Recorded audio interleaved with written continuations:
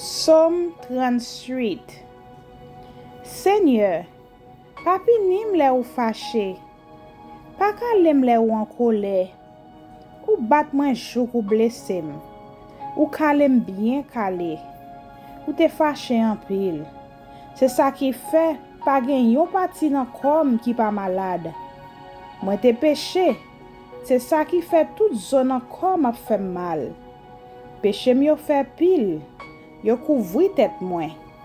Yap krasem tan kou yon chay qui trop lourd pour moi. Maleng mwen yo senti, yap koule paske mwen te vive tan kou moun fo.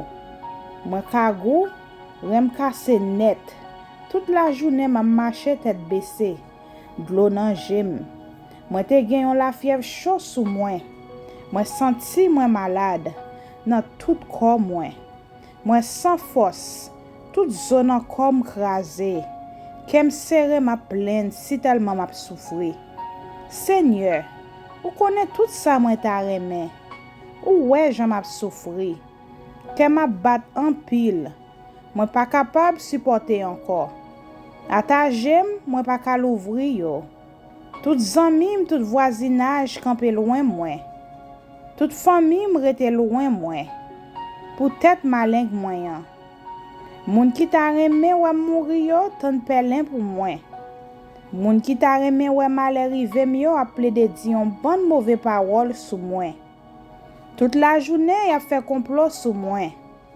Moi-même moi tan kou yon moun ki soude, moi pas tande. Moi tan kou yon moun ki bébé, moi pas parler. Oui, moi pas l'ouvrir bouche moi répondre yo.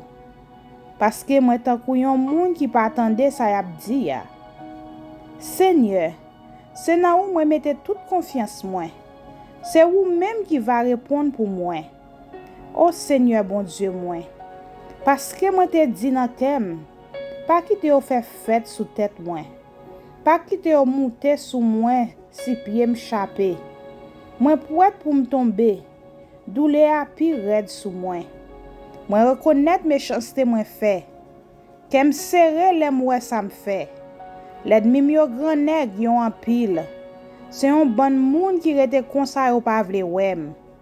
Moun sa yo rend moi mal pour bien. Yo levé contre moi parce que m'a cherché faire bien. Pas la game Seigneur. Bon Dieu moi para aller corps derrière. Presse vin porter me secours Seigneur moi. Ou même qui délivrance moi papa. Amen. Amen.